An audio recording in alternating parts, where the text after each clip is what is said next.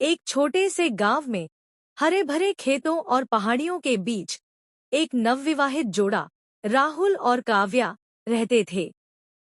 वे दोनों एक दूसरे से बेइंतहा प्यार करते थे और हमेशा अपने आसपास के लोगों की मदद करने के लिए तत्पर रहते थे।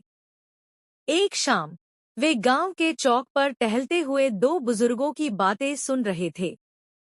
वे त्योहार के बारे में चर्चा कर रहे थे और बता रहे थे कि कितने परिवार गरीबी में जी रहे थे, जिन्हें बुनियादी जरूरतें पूरी करने में भी मुश्किल हो रही थी।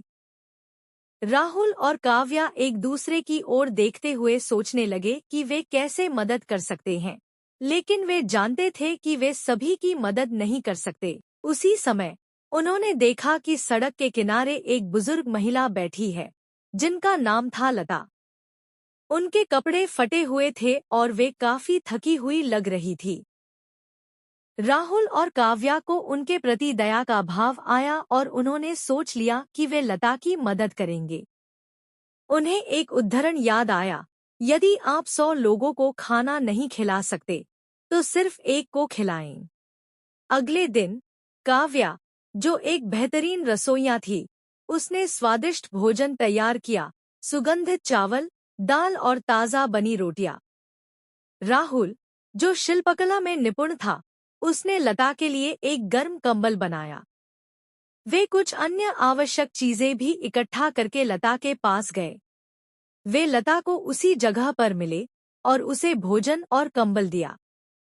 लता की आंखों में कृतज्ञता के आंसू थे। उन्हें कभी उम्मीद नहीं थी कि कोई अजनबी उनके लिए इतना कुछ करेगा। अगले कुछ हफ्तों तक राहुल और काव्या नियमित रूप से लता से मिलने लगे, उन्हें खाना, कपड़े और साथ देने लगे।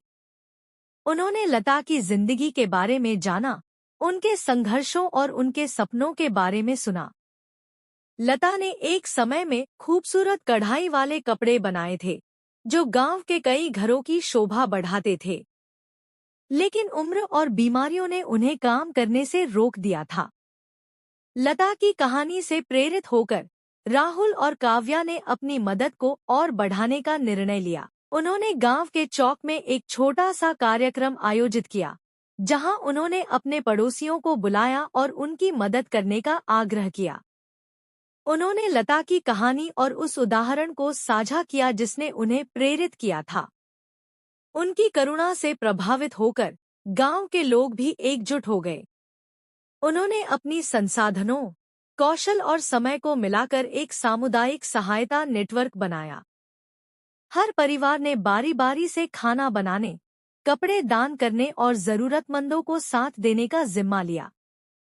इस तरह राहुल और काव्या की छोटी सी दया की कहानी ने पूरे गांव में प्रेम और समर्थन की भावना को जन्म दिया। उन्होंने साबित कर दिया कि एक छोटी सी मदद भी दुनिया में बड़ा फर्क ला सकती है, और जब लोग एक साथ आते हैं तो वे सभी के लिए एक उज्जवल भविष्य बना सकते हैं। अगर आपको हमारी कहानियां पसंद आई हों, तो कृपया इस वीडियो को अपने दोस्तों और परिवार के साथ जरूर शेयर करें। इसी तरह की और मज़ेदार कहानियां देखने के लिए हमारे वीडियो को लाइक और हमारे चैनल को सब्सक्राइब करें। धन्यवाद।